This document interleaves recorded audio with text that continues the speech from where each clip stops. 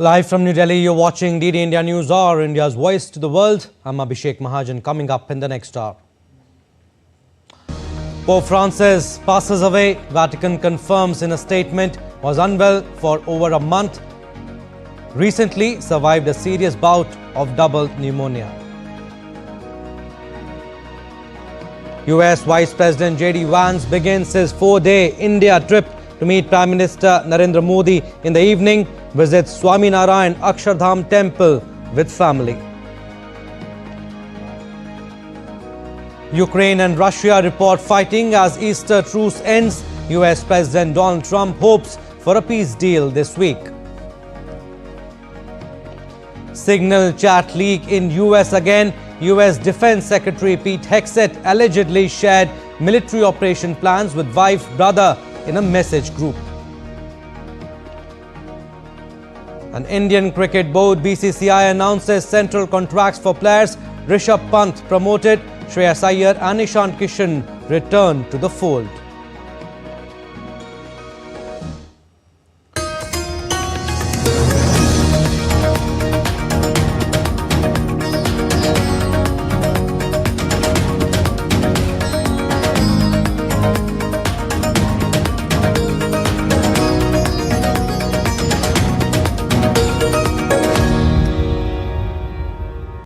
And we begin with the breaking news from the Vatican. Pope Francis has died at the age of 88.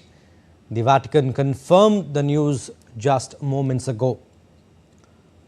Pope Francis was elected Pope in 2013 and became the first pontiff from the Americas and the first Jesuit to lead the Roman Catholic Church. He succeeded Pope Benedict, who made the rare decision to step down from the papacy, the first to do so in nearly 600 years. Pope Francis was known for his humility, progressive stances on social issues, and his efforts to bring the Church closer to the people. The Pope was admitted to the hospital on February 14 with a severe respiratory infection, and the 88-year-old Pope was hospitalized for 5 weeks suffering from double pneumonia. Very sad news, disappointing, unfortunate news that Pope Francis has passed away at the age of 88, and the Vatican confirmed the news just moments ago. Pope Francis is no more.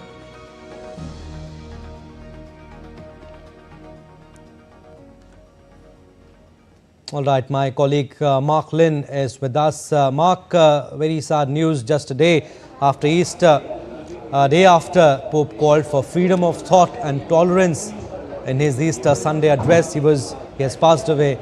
Very sad and disappointing news. Well, indeed, Abhishek, for the Catholics around the world, it is a sad day, but also a day of reflection, because this Pope, Pope Francis, is a Pope with a difference. He has been Pope. He had reigned for 12 years. He brought in a breath of fresh air into the papacy. He, opened the doors of the Church to people who were considered unacceptable for a long period of time. And he was more liberal. He's seen as a progressive Pope and had changed the way the Church, which was a very old institution of 2,000 years, and been very, very conservative. He was considered the first reformist Pope in a very long time. So from that point of view, for the Christians, it is a moment of reflection, because there is a movement within the Church. There is the conservatives versus the progressives, and a progressive Pope has died. He has appointed a lot of the cardinals in the College of Cardinals. What happens now is that the 120 members of the College of Cardinals, those who are eligible to vote, who are under 75 years of age, will now go into the Sistine Chapel after the formalities of the funeral of the Pope are done, and there they will be under contemplation and meditation, and inspired by the Holy Spirit, they will choose the next Pope. That is the process. That will take some period of time. But if we look back at Pope Francis's life, and for the Catholics of the world, this would be a period where I said that he went into the suffering of double pneumonia around February, and then through the period of Lent, which is a period where, you know, Christians are supposed to reflect on their, on their wrongs and try and reflect and come back to Christ, who is the Savior, what Christians believe. And this was a period of suffering that the Pope went through almost like Jesus did. And one would think that, you know, he was walking in the path, in the footsteps of Christ. And, you know, he had that kind of goodness, which, like Jesus did, he sort of accepted people who were considered sinners. In fact, he took the name of Francis. Francis is one of the great saints of the Catholic Church who had gone out of his way to help the poor, and lived a life of a mendicant in the 12th century, or a little earlier than that. So it is important to understand that Pope Francis tried to do what was necessary to build a world of peace. And right up to his last message, he in fact was calling for peace both in the Middle East and in Russia. He's calling for peace in the environment. He's been fighting for the rights of migrants. People, he says, the dignity of human beings are important. People who are trying to find a better life for themselves. So he has fought for a number of good causes during his time. And the church, struggled with it, especially since he seemed to be moving in a direction where he was giving acceptance to gay rights, though he didn't quite, because the church is very much, in the dogma of the church, is against such alliances. But he said that the dignity of the human being is important. So to look at the person and let God judge. So that was precisely, he was trying to focus the attention on the dignity of life. He was conservative to the stance that the church is very much against abortion, and he continued to hold that stance very clearly, even though there have been movements which are trying to pull the church away. But he has stood the ground on many of the deep aspects of the church, and also brought in renewed the importance of service to the poor. And that, in fact, even when the migrant crisis was taking place, he invited migrants to live within the Vatican. The Vatican only has about 200 people in its it's the smallest sovereignty in the world, and he allowed a few migrants to come and live there. So he is basically a person who was sending out a message of hope, a message of peace to the world.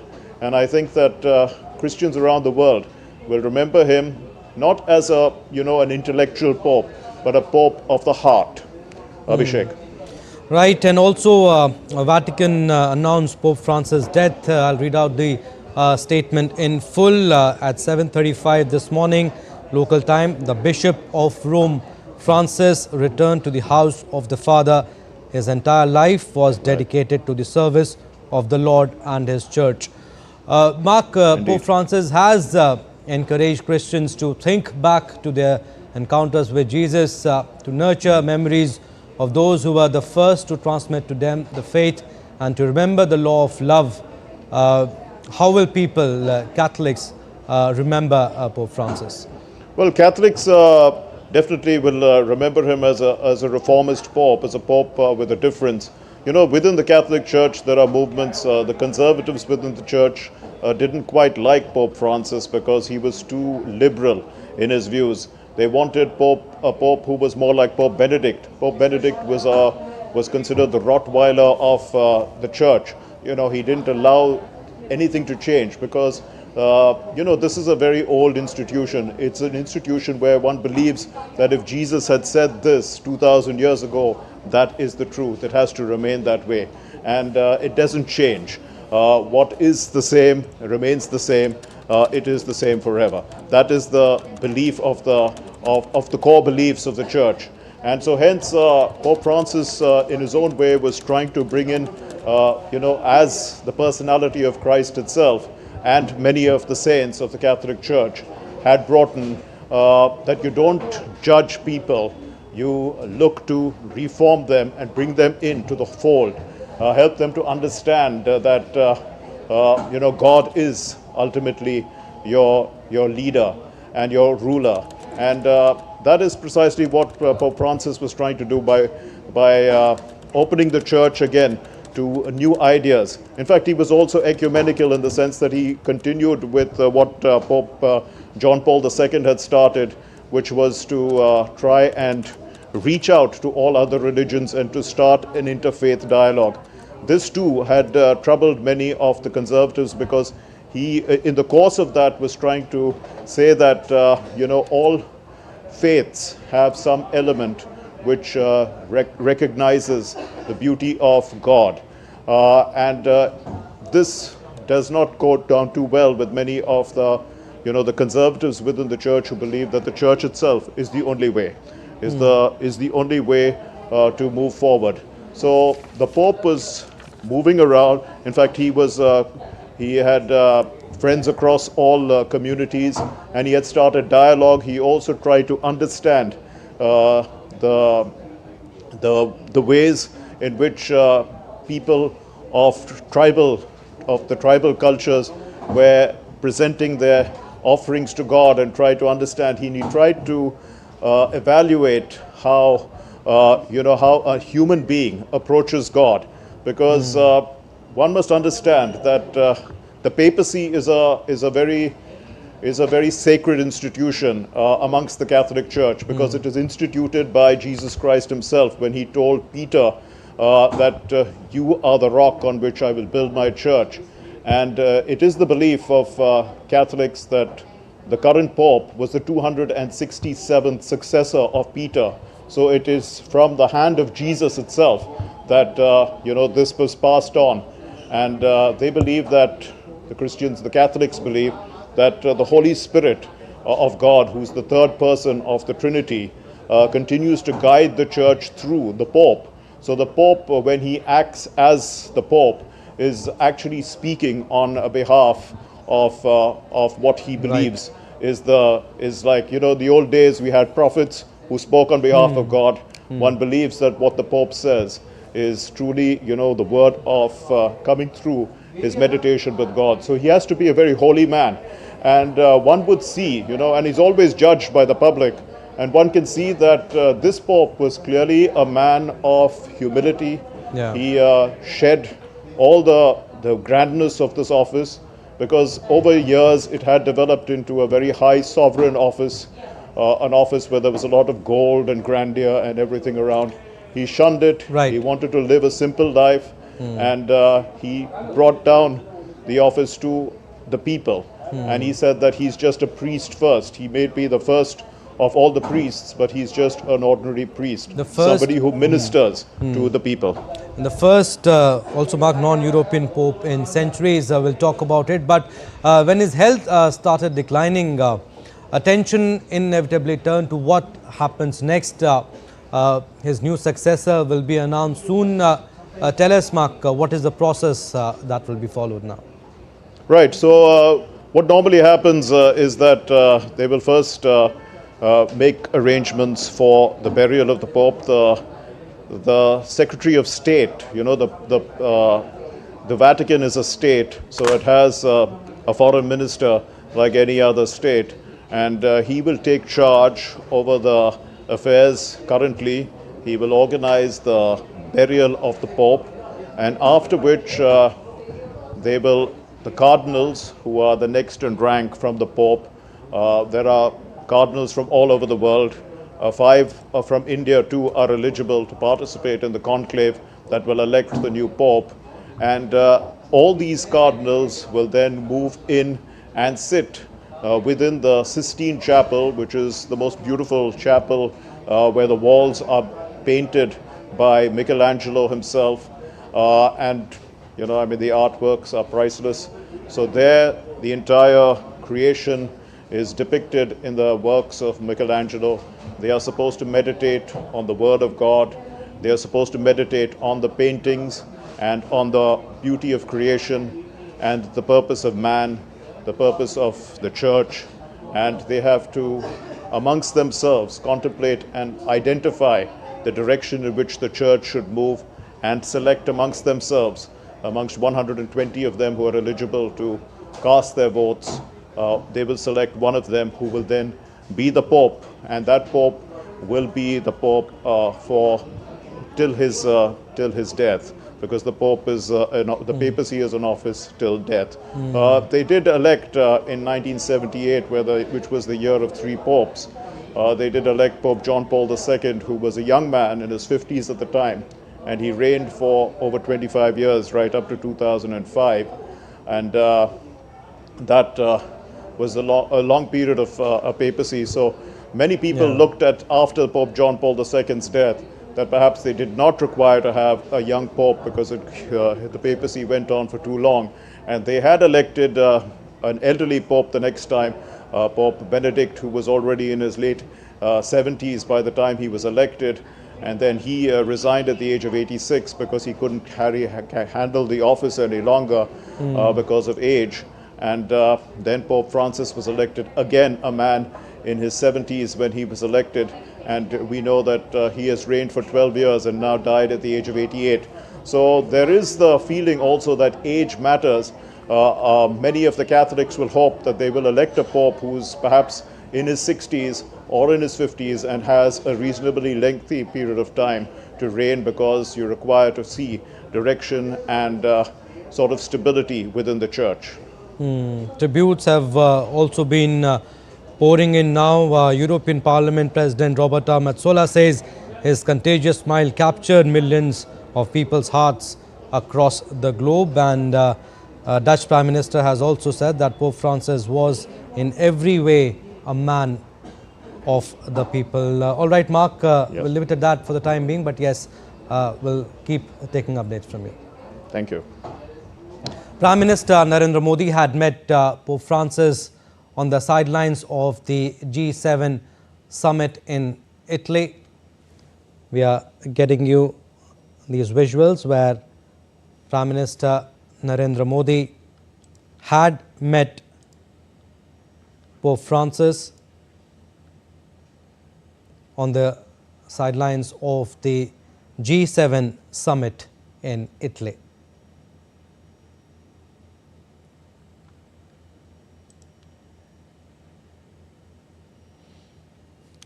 All right, so Pope Francis, he has passed away after prolonged illness. Vatican issued a statement just a while ago that Pope Francis is no more, and world leaders are paying tribute, with French President Emmanuel Macron calling him a man of humility.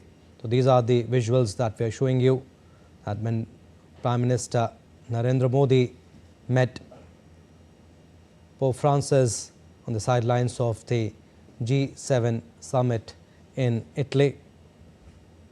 Pope Francis' death comes a day after he appeared in St. Peter's Square to wish Happy Easter to the thousands of worshippers.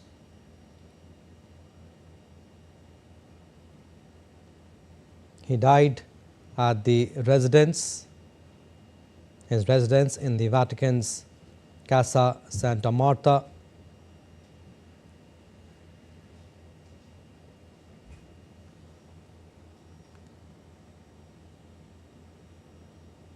All right, moving on to our next story. US Vice President J.D. Vance has arrived in India for a 4-day official visit.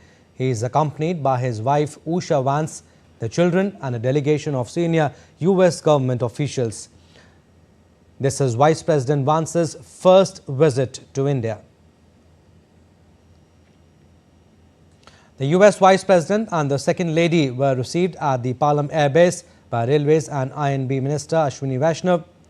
The American leader was also accorded a ceremonial welcome on his arrival. J.D. Vance's children were dressed in traditional Indian attire, and during the visit he will be meeting with the Indian Prime Minister Narendra Modi today later in the evening.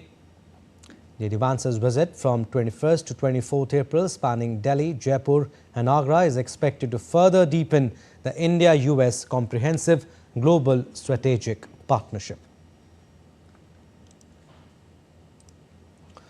And the US Vice President J.D. Vance and his wife Usha, along with their children, visited Swami Dham temple in the national capital, New Delhi.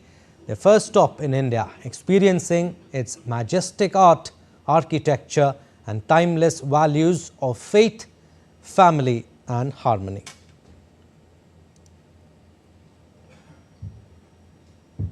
All right, let's go across to my colleague Akshay Dongre. He's joining us live from Delhi. Akshay, J.D. Vance, US Vice President in India, tell us how important is the visit and what's on the agenda?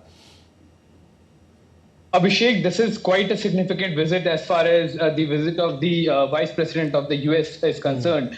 And clearly, we have to understand that the reasons why this visit becomes so important, especially for India's geopolitics, are not just in the region, but across the world. And now we have seen that the kind of shakeup that the Trump administration has already done, not only to the US or the internal politics, but in the geopolitics with the tariffs and the trade and all kind of deals that the US is trying to seal with other countries as far as the business communities are concerned, along with government-to-government business that usually happen, the import and the export. And India has taken a very strategic stance as far as the tariff wars are concerned. So as soon as tariffs were announced, India was perhaps one of the few major economies that had not announced any kind of retaliatory tariffs. In fact, Indian side had said that it will not be putting any tariffs as far as the US goods are concerned. Even the top leadership of the Indian government has been in close touch soon after the Trump administration came to power, and clearly that perhaps is the reason why we also saw Prime Minister Narendra Modi visiting the White House, visiting US, and directly engaging with President Donald Trump. And now with the kind of bonhomie that we are seeing in this visit of J.D. Vance, clearly his wife is of Indian origin, his children are wearing ethnic wear. So there, the US side also has tried to put in a show of closeness between the two cultures, and how the American way of life has also had the contribution of Indians, the expat community, the diaspora that lives in the country, and which is also one of the most successful diasporas of the US as well. All right, now coming to the point of significance of it, then clearly several deals are expected to be signed today. Prime Minister Narendra Modi also has a dinner that will be hosted by the Prime Minister for the Vance family and the senior leadership that has come from the US, further enhancing the relationships between the two countries. All right, Akshay, we'll leave it at that. Thank you for your inputs. All right, for more perspective, we are joined by Professor Anshu Jooshi, School of International Studies, JNU. Welcome, I appreciate you giving us your precious time. J.D. Vance, US Vice President in India, tell us how important and crucial you think is the visit, and what likely will be the agenda when he meets Prime Minister Narendra Modi in the evening today. Abhishek, this visit is indeed significant, as in look at the time of this official visit of the Vice President of United States of America to India. If the two direct wars were not enough, the world is facing the repercussions of the ongoing tariff or trade war initiated by Trump administration between United States of America and China, and there are multiple complex dimensions associated with this ongoing war. India, if directly is not involved in this whole episode of the tiff between India and United States of America and China, but India is indirectly facing the heat, and hence the timing of this visit is very, very important. And having said that, Vance has decided not only to travel New Delhi, but he would also be traveling to Jaipur and Agra, reflecting his respect, his love for Indian cultural heritage, and definitely this kind of respect and the soft power of India helps in boosting not only the people to people ties but also in resolving many puzzles when the leaders sit together on diplomatic tables. So actually our officials have high hopes because there were talks going on related to bilateral trade agreement, which is going to be a comprehensive one between India and United States of America, and our officials have expressed a hope for this favorable outcome when Vance is here in India. And we all know that ongoing trade negotiations are really very important between India and United States of America. Apart from the other matters that Vance would be discussing with our Prime Minister, I think today evening he is going to have a formal talk with him, and the array of topics is seems to be vast, ranging from the bilateral strategic partnership to mutual economic and geopolitical interests to economic partnership to science and technology to boosting our cultural connects and of course entrepreneurship and startups. So amid this comprehensive list of topics, I still see this bilateral trade agreement as the most important topic of the evening, wherein a joint statement is expected to come from both the nations once Vance meets our Honorable Prime Minister today. Also, they toured Akshardham temple in Delhi. They scheduled to visit iconic sites in Jaipur tomorrow and Agra too. But for many Indians, especially the Telugu-speaking community, this visit, you think, carries a deeper emotional significance?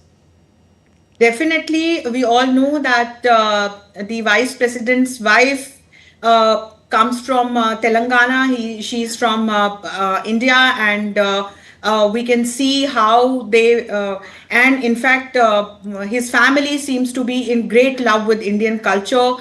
We all have seen the pictures of Vance's visit with his family to Akshardham temple and his lovely children decked up in Indian attire, and it actually reflects not only the respect but also the emotional ties that he has with India. And again, I would say that such kind of deeper emotional connects, spiritual connects reflect in the successful diplomatic negotiations agreements with which both the countries would further foster their bilateral partnership, which is the need of the hour, as we all can see that how the entire world is facing many challenges at this point in time, and India promotes its philosophy of Vasudhaiva Kutumbakam, and this philosophy of Vasudhaiva Kutumbakam can be seen in this very lovely picture wherein we can see the Vice President of United States of America standing with his Indian wife and lovely children, all in Indian attire. And we all know that how India's soft power, India's culture,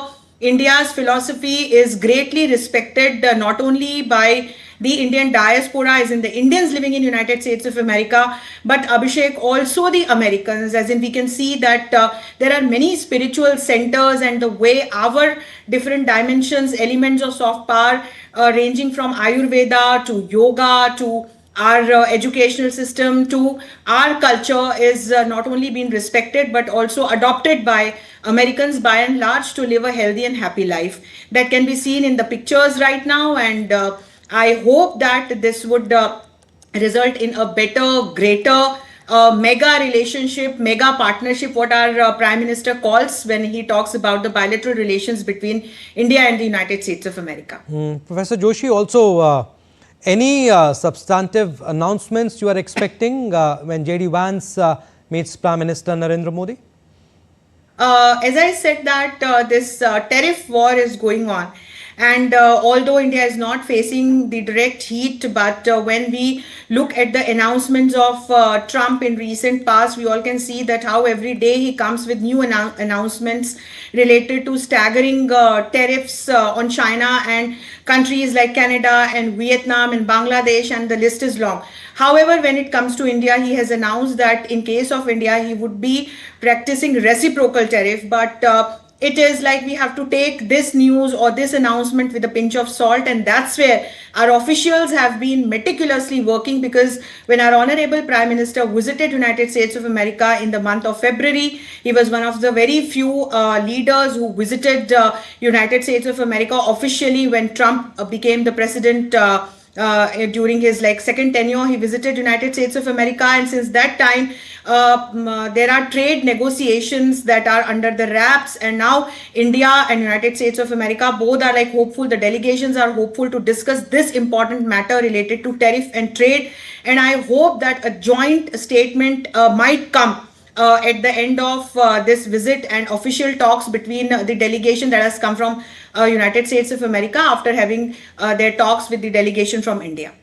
Also, before we leave you, ma'am, you think the timing of J.D. Vance's visit is also very crucial? I mean, as far as a trade war between US and China is concerned, and also maybe to counter China's influence in the Indo-Pacific region, the timing is very crucial? Yes, Abhishek, that is how I opened this discussion, and I said the timing of this visit is very, very important. It is critical because the whole, sorry, the whole international community is presently facing the repercussions of not only the ongoing wars going on between Russia and Ukraine and what is happening between Israel and Hamas.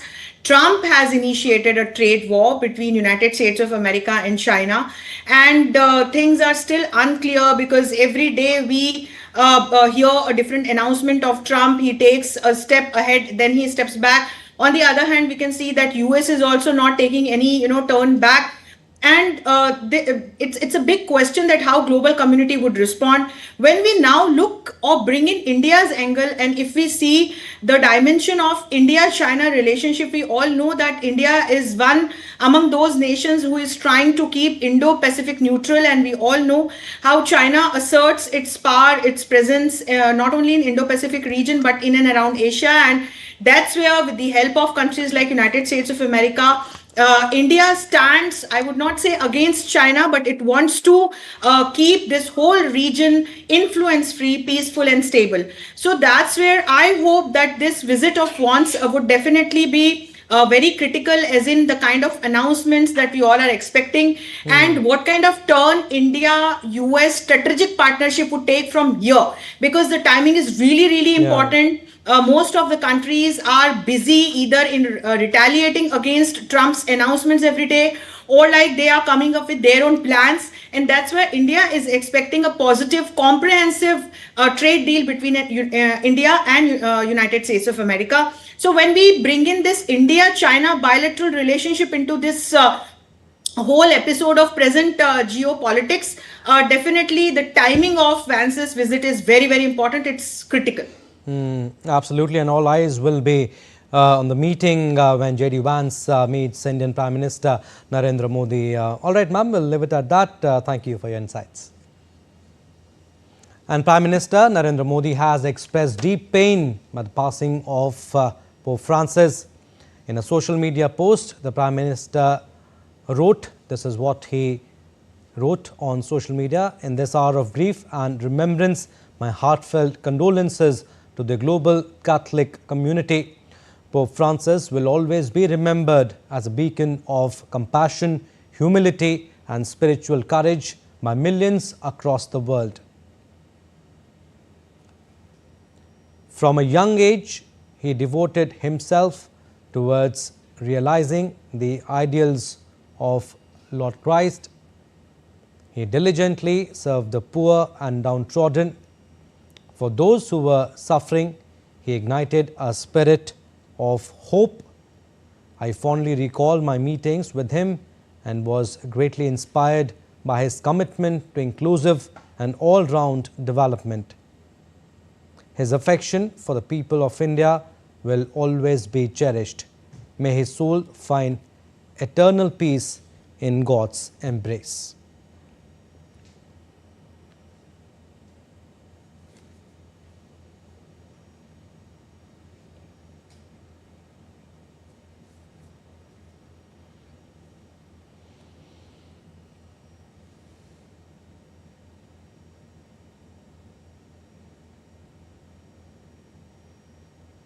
All right, we are slipping into a very short break. On the other side, more stories. Keep watching DD India News Hour.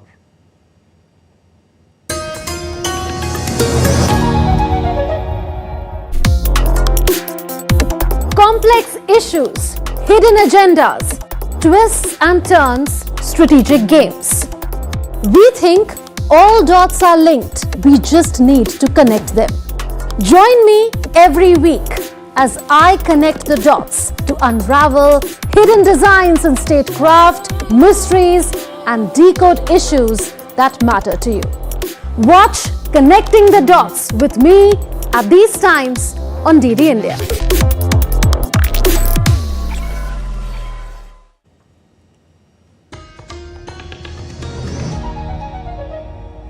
Welcome back. You're watching DD India News Hour. I'm Abhishek Mahajan. Some more stories. Hoping for peace, Ukraine has proposed that Russia abandon drone and missile strikes on civilian infrastructure for at least 30 days. US President Trump came out with a new startling announcement on Sunday regarding the Russia-Ukraine peace deal. Earlier on Friday, Trump had said that he would end US efforts to halt the Russia-Ukraine conflict unless the two sides moved towards an accord.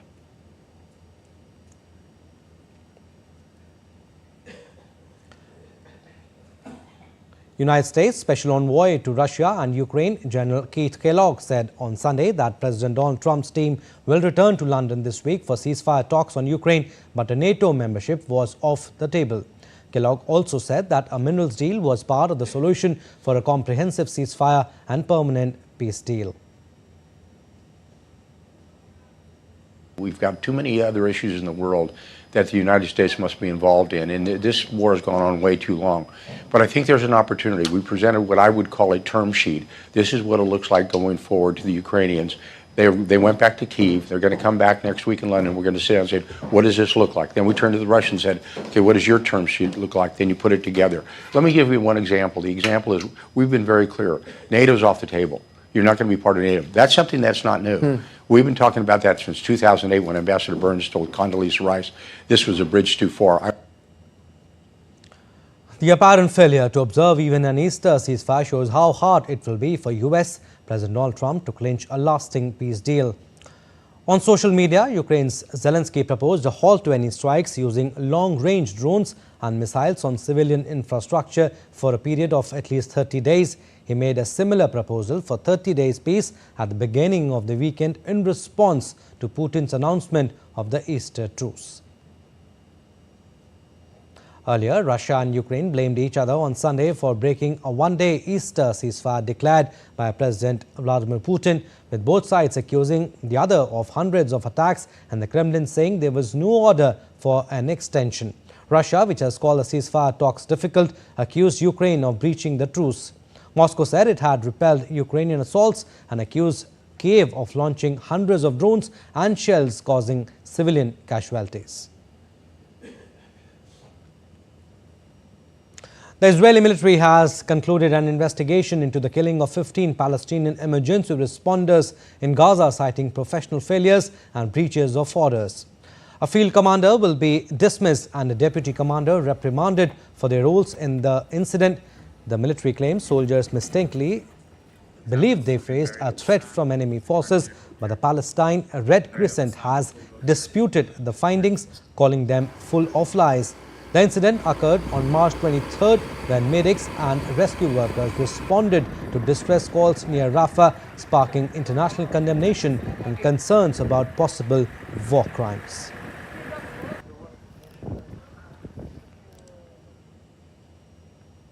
Moving further, the US Secretary of Defense Pete Hegseth shared details of a March attack on Yemen's Iran-aligned Houthis in a message group on the social media platform Signal. Reported by the New York Times on Sunday, the group included his wife, brother and personal lawyer, which has raised questions about Secretary Hegseth's use of an unclassified messaging system to share highly sensitive security details. The New York Times reported that Hegseth shared flight schedules for the March 15 strikes in a Signal chat that included close personal contacts. The information mirrors details previously leaked in a separate chat that mistakenly included the Atlantic's editor-in-chief. Hegseth's wife has also reportedly attended meetings with foreign military officials. The leak investigation has led to the removal of advisor Dan Caldwell from the Pentagon and placed 2 other officials on administrative leave. All right, still to come on this edition of DD India News Hour. On 17th Civil Services Day, Prime Minister Narendra Modi confers Prime Minister's Awards for Excellence in Public Administration. India's Finance Minister Nirmala Sitharaman interacts with the Indian diaspora at a community gathering in San Francisco.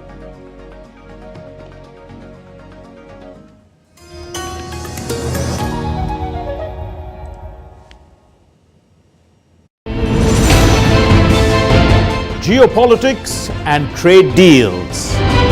Economic challenges amid development. Hard work and the path to prosperity. It's the economy always. Between walkers, money is what money does and says.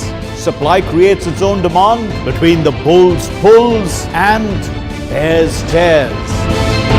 When supply chains globalization and India rises to the podium. We'll get you centered with the economic brief at 8 p.m. every Thursday on DD India.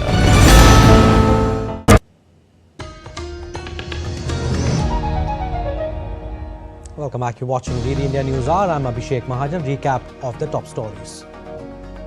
Pope Francis passes away. Vatican confirms in a statement was unwell for over 2 months.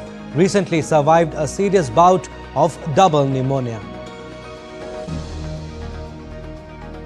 US Vice President Vance begins his 4-day India trip to meet Prime Minister Narendra Modi in the evening. Visits Swami Dham temple with family. Ukraine and Russia report fighting as Easter truce ends. US President Donald Trump hopes for a peace deal this week.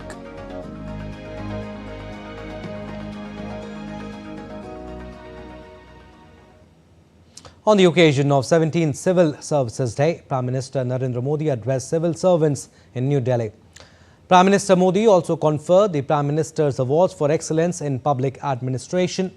16 awards were given by the Prime Minister in the categories of Holistic Development of Districts, Aspirational Blocks Program and Innovation to Civil Servants. They were recognized for work done for the welfare of common citizens through this. Prime Minister said that India is setting new benchmarks in governance, transparency and innovation.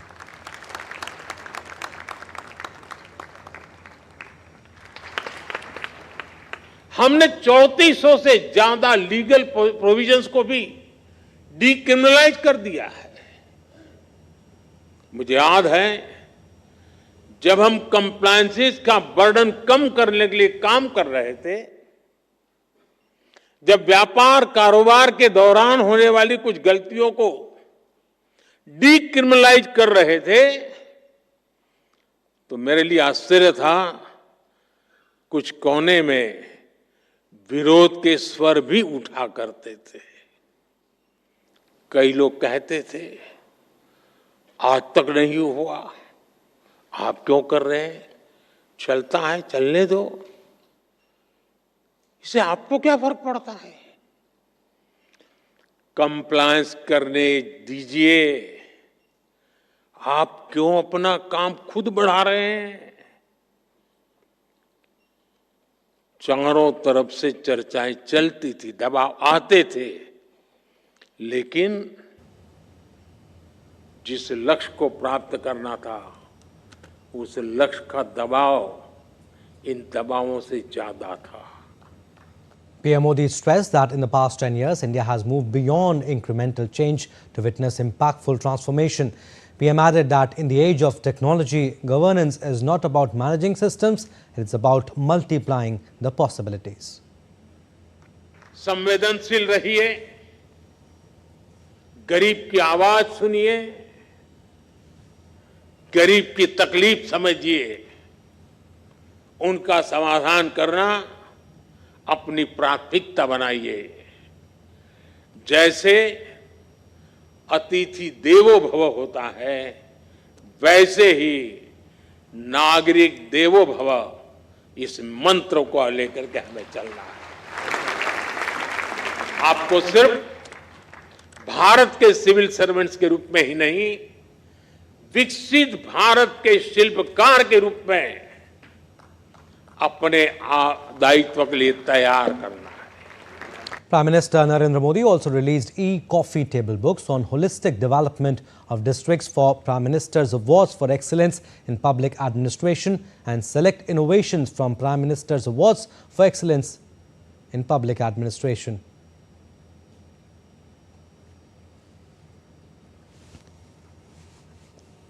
Prime Minister Narendra Modi also interacted with the awardees of Prime Minister's Awards for Excellence in Public Administration.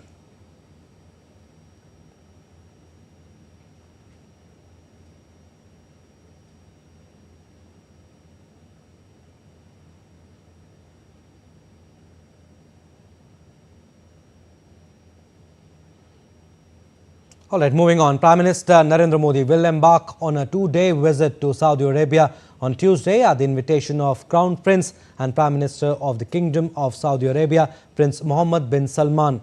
PM Modi will be welcomed in Jeddah by Crown Prince himself. The two leaders will co-chair the second meeting of the Strategic Partnership Council. Several MOUs between the two sides are also expected to be signed after the bilateral talks.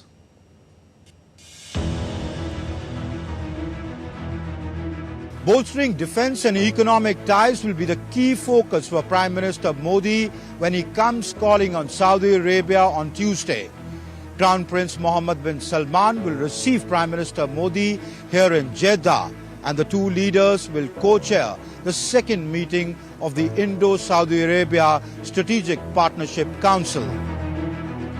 This will be Prime Minister Modi's first visit to the kingdom during his third term as Prime Minister, though the Prime Minister has previously visited Saudi Arabia twice in 2016 and 2019.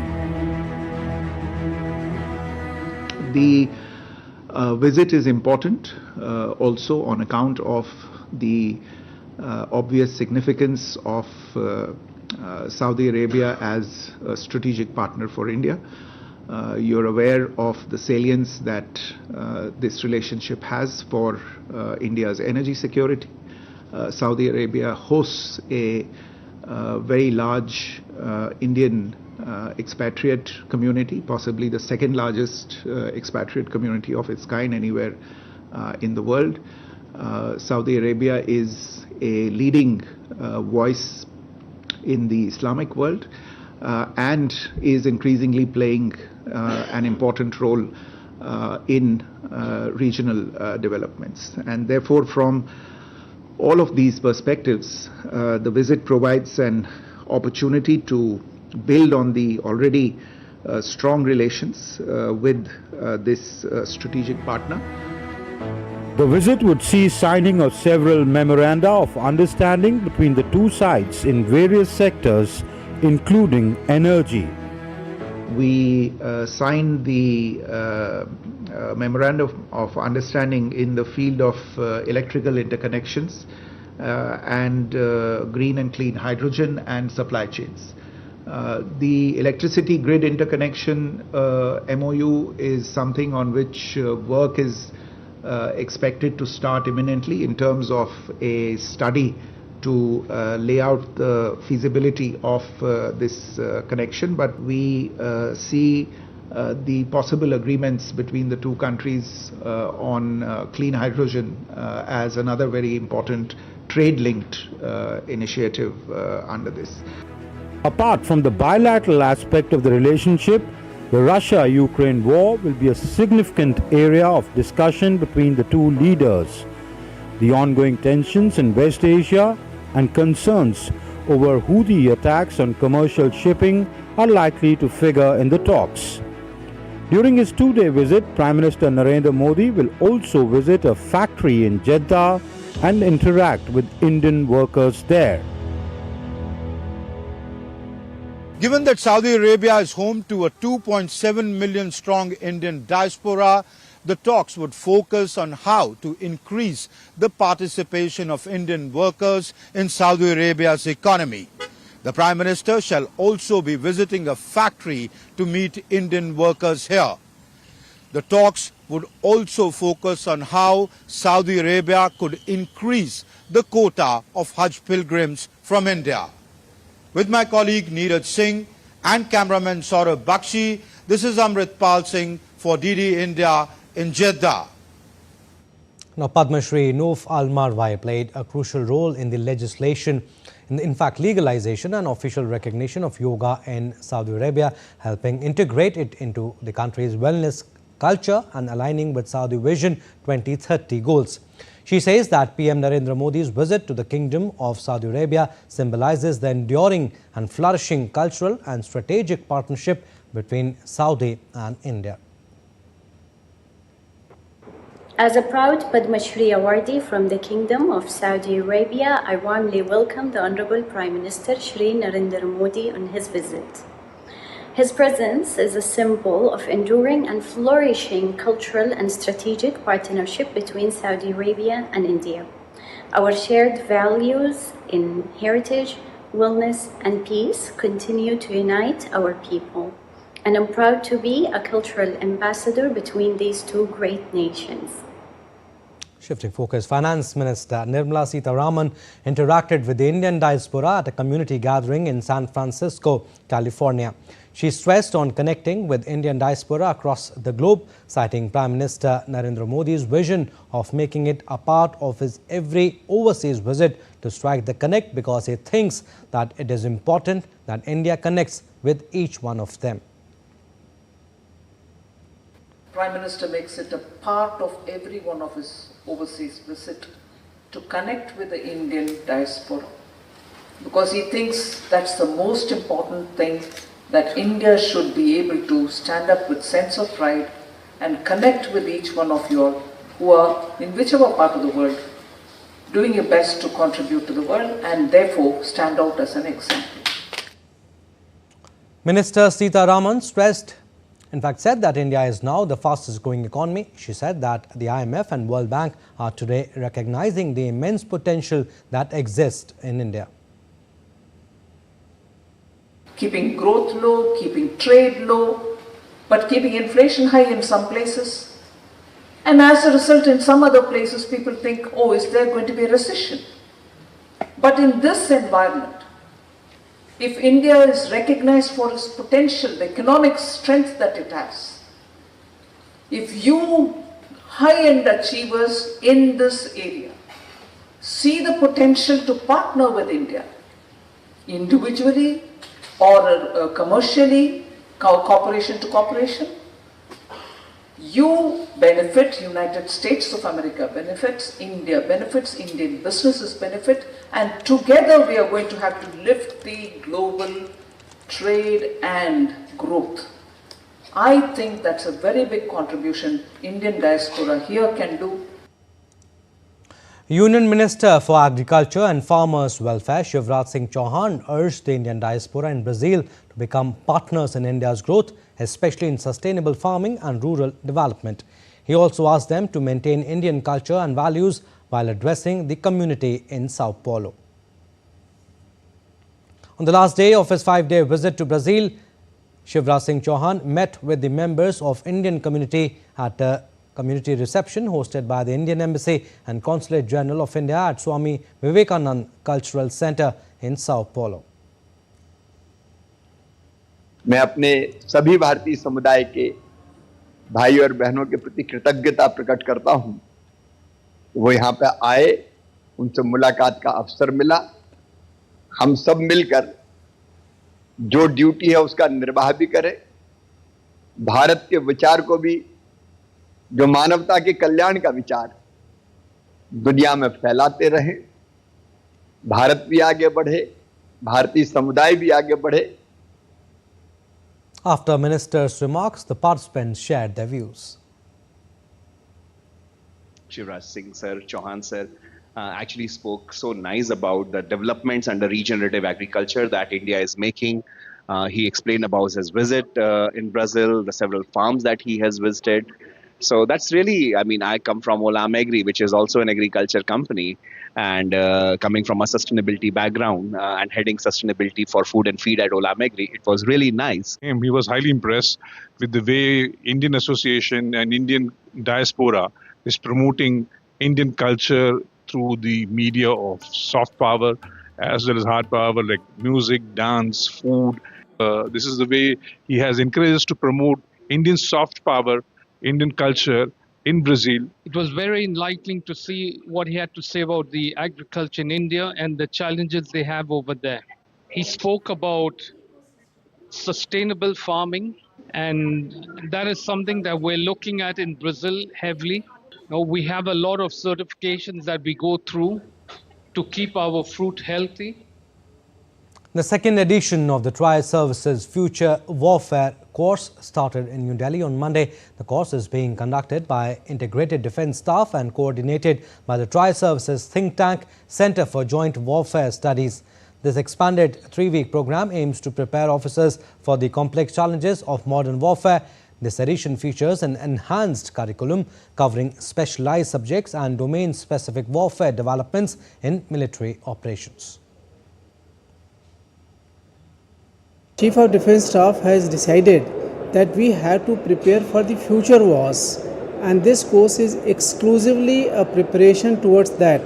This course is rank agnostic, that is to say the officers from the rank of Major to Major General and their equivalent in Navy and Air Force are attending this course.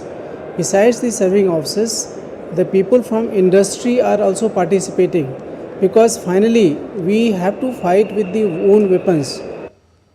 Now, the Indian Space Research Organisation on Monday successfully completed the second docking of satellites under its SpaceX mission. Union Minister Jitendra Singh took to X and confirmed the development, extending his congratulations to the ISRO team. This event marked yet another significant milestone in India's space research program. The PSLV C-60 SpaceX mission was launched on December 30th, 2024.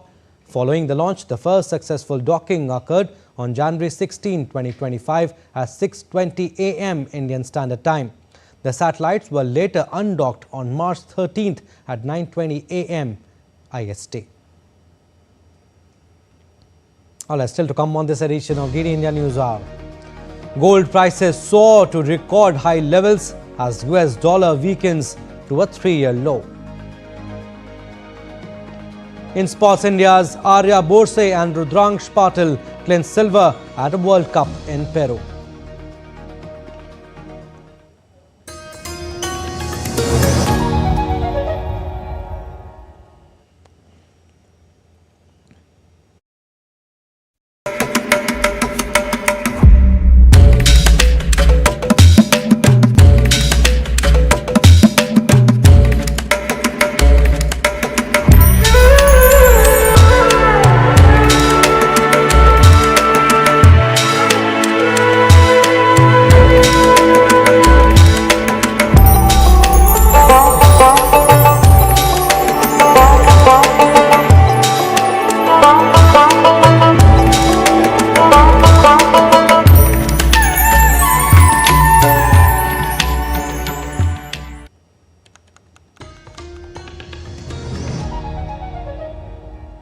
Welcome back. You're watching DD India News Hour. I'm Abhishek Mahajan.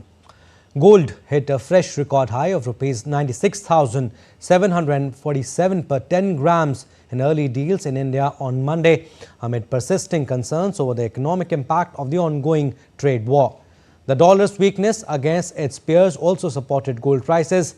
International spot gold prices also hit a record high of $3,384 during the session as investors continued rushing for safe haven assets on mounting concerns over the escalating US-China trade war.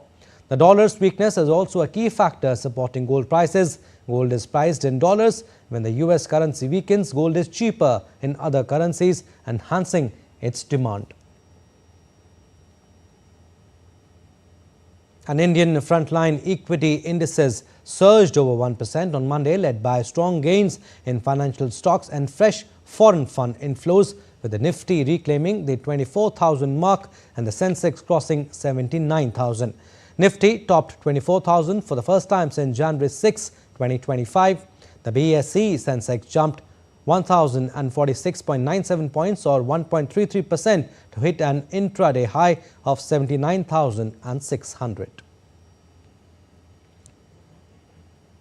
And Asian markets showed mixed performance on Monday as tariff uncertainty continued to weigh most of the markets on Monday. Japan's Nikkei ended in the red and South Korea's market posting gains. Japan's Nikkei 225 index closed down for 50.36 points at 34,279.92 as a stronger yen weighed on exporters.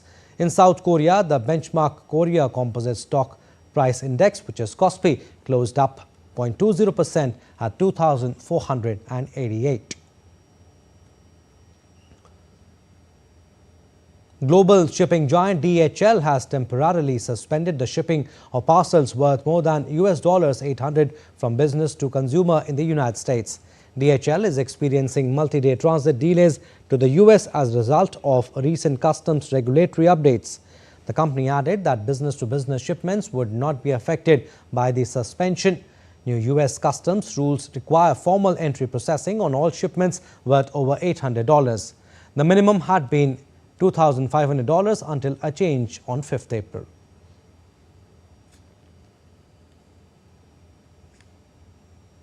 And it's a quiet day in Europe as much of the continent celebrates Easter, not only this past weekend but including today.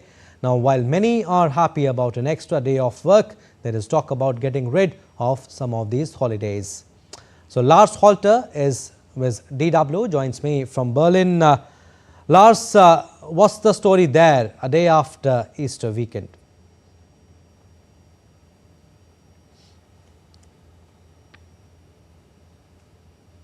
Thanks for having me. Indeed, there is a discussion going on over these federal holidays, and it couldn't be more complicated. As a matter of fact, when the new parliament got together for the first time recently, one of Germany's most prominent political leaders told his lawmaker colleagues that it would be nice to have 2 more federal holidays on the annual calendar: International Women's Day in March, as well as May 8 to commemorate the end of World War II. Now, both are certainly valid thoughts, but many economists are saying that Germany should indeed not have more, but fewer holidays. And one of the most prominent economists, who also has the government's ear, actually says that at least one holiday has to go to help the economy overcome its ongoing crisis. And that makes sense for sure. Germany has been in a recession for 2 years, and growth expectations for this year are also weak. So one way to strengthen the economy and get out of this misery is likely more work. Now, it's hard to put into numbers how much of an effect this would have, but some economists are saying it would increase the gross domestic product by 8.6 billion euros. Also, Lars, how have people been reacting to this idea of taking away a holiday?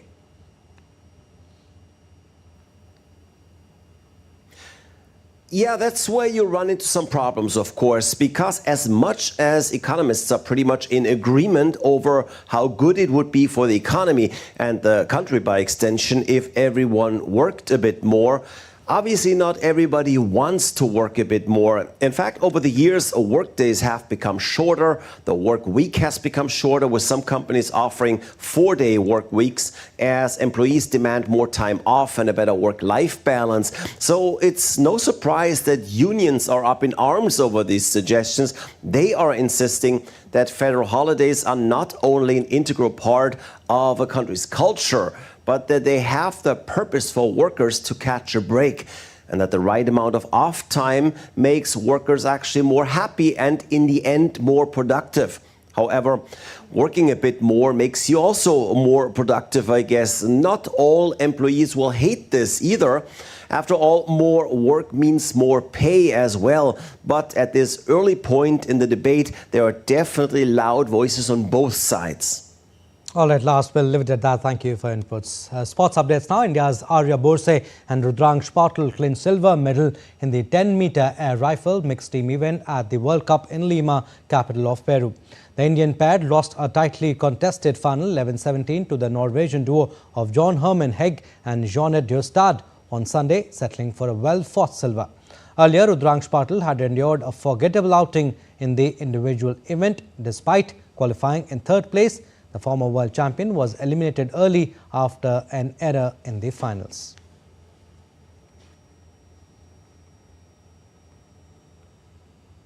Cricket now. The Board of Control for Cricket in India, or the BCCI, has announced annual player contracts for the 2024-25 season. Test captain Rohit Sharma, Virat Kohli, Jasprit Bumrah and Ravindra Jadeja have been retained in grade A+ category. Shreyas Iyer and Ishan Kishan have returned to the fold once again, while wicketkeeper Rishabh Pant has been promoted to grade A from B.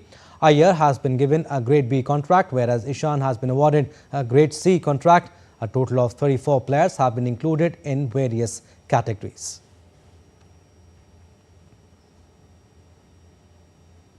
IPL now. Kolkata Knight Riders will lock horns with Gujarat Titans in the Indian Premier League in Kolkata on Monday.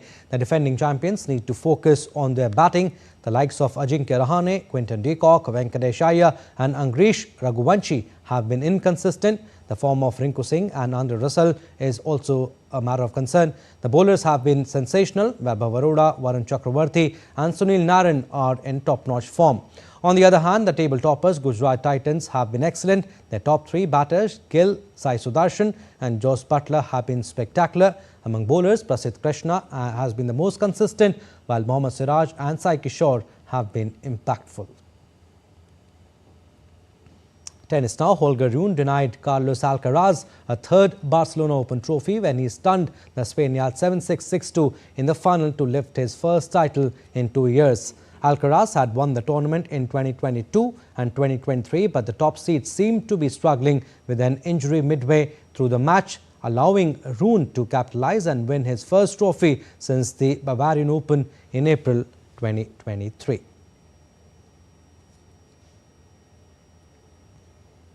And the streets of Nigeria turned vibrant as thousands of young and old descendants of formerly enslaved people hit the streets. Popularly known as the Fante Festival, bring people together in different costumes, bringing a glimpse of Brazil's Rio Carnival.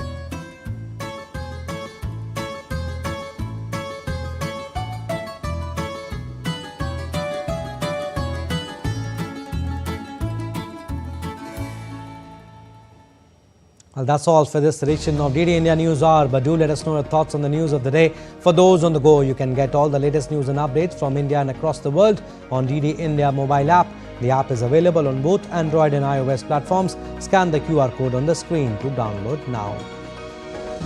And we'll be back with more news as it breaks here on DD India. I'm Abhishek Mahajan from all of us here in Delhi. Thanks for watching DD India News Hour.